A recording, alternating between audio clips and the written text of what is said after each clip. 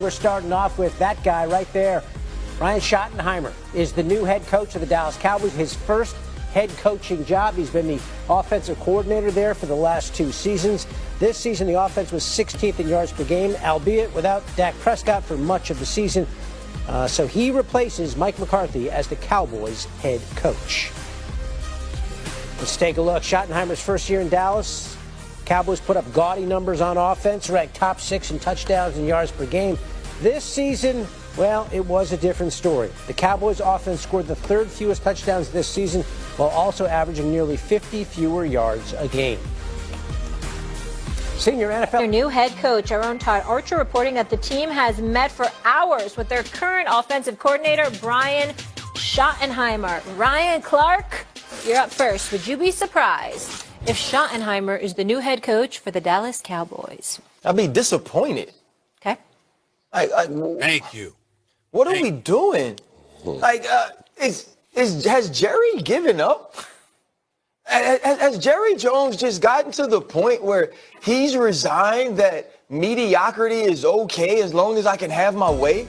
As long as people around me understand that this is my show and you won't push back and you'll let me make any decision that I want, and everybody can be in there like zoo animals in little jars and in little cages, and as long as you're happy with this, I'm okay with not winning? Did you look at this offense and say to yourself it was innovative? Did you look at this offense and say to yourself that it was creative? Are other people clamoring and knocking down your door to get this dude out of your building? I ain't heard his name. Cam, you heard his name somewhere else? I don't even know, buddy. So why? We haven't talked about him all season, So to be honest with why, you. Jerry Jones, are you reaching down into the dark hallways of AT&T Stadium in a Star to bring this dude up? Stephen A., I don't care what happens. They hire this dude. Don't talk about him on the show.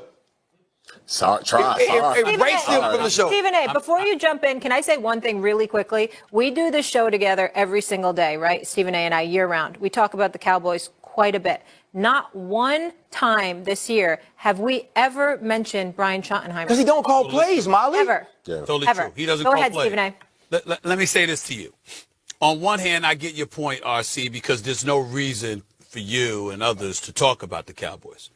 For me to have ammunition to laugh at them, I mean, this is right in my wheelhouse. I mean, they're giving it to me. This is Christmas arriving early if they do this. I mean, you're just giving it to me right there, right on a silver platter, because we know more of the same is going to occur. Yes. We're not casting, and if you're Brian Schottenheimer, let's be clear.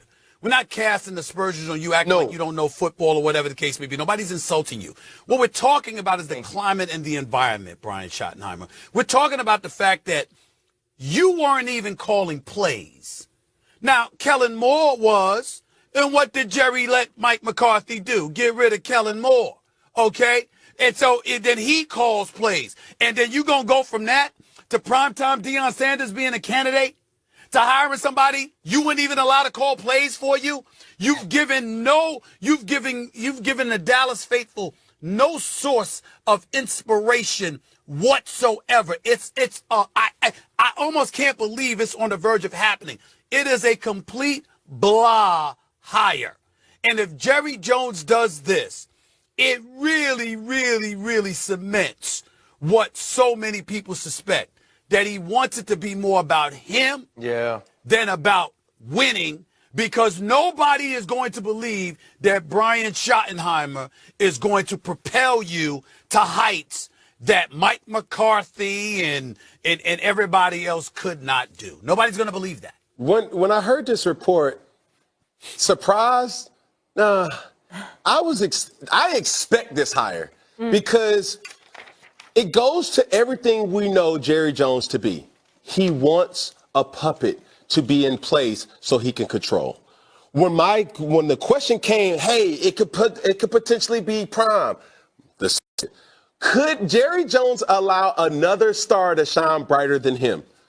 And there's never been a situation, even going back to Coach Johnson, when he challenged Jerry Jones the most out of any coach in his since inception, that you say, and you see how he got Control-Alt-Deleted out of that situation.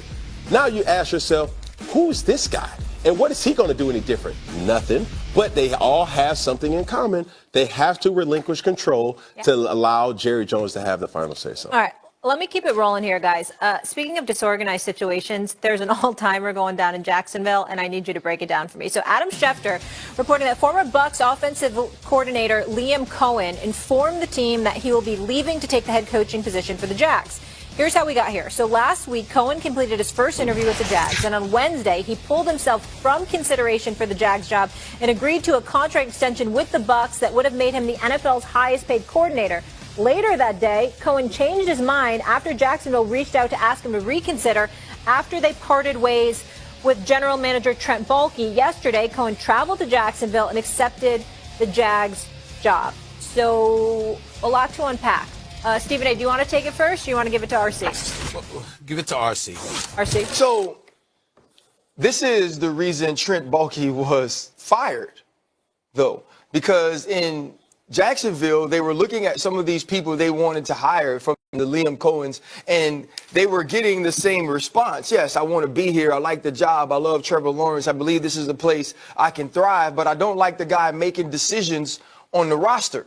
And so eventually they get to the point to where they realize, okay, we aren't going to get a big-time coaching candidate unless we do something at the general manager position. So they make that move, and now you have to start to sweeten the pot for Liam Cohen. You have to start to give him things and put other stuff in this contract that makes him feel like, okay, now I have more control.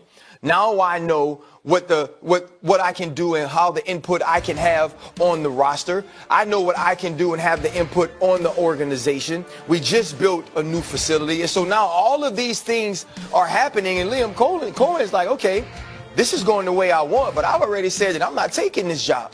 So now he has to pay Buccaneers off the smoke screen so he can go get this deal done. And that part of it is what it is. But for the Jacksonville Jaguars, this is a win.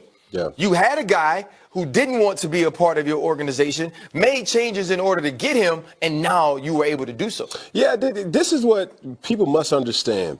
Hey, football is no different than corporate, ladies and gentlemen. It's simple. If Stephen A., if Molly, if Cam, if RC walked into a studio and it was like, yeah, I'm cool, but who's going to all be there? Yep. It's all. We all get that text going to the party. Hey, who all there? First off, if I say who there, I ain't coming nowhere. I ain't coming regardless. I'm going to be like, who there? Oh, RC there? All right, I'll pull up. I'll think about it more. You see what I'm saying? So that's the difference. That's no different than in corporate or in any type of job situation. You go there, you say, yeah, I think I'm good on this one. And the famous words that was said to me from the late, great Jerry Richardson. He said, if it costs you your peace, it's too expensive. Amen. He went into the situation and observed the whole Jaguars organization and was like, I can take this job, but I'm not going to be wholeheartedly happy. Now you get rid of it. It's like, okay, I'm back, y'all. Now, understanding. Listen,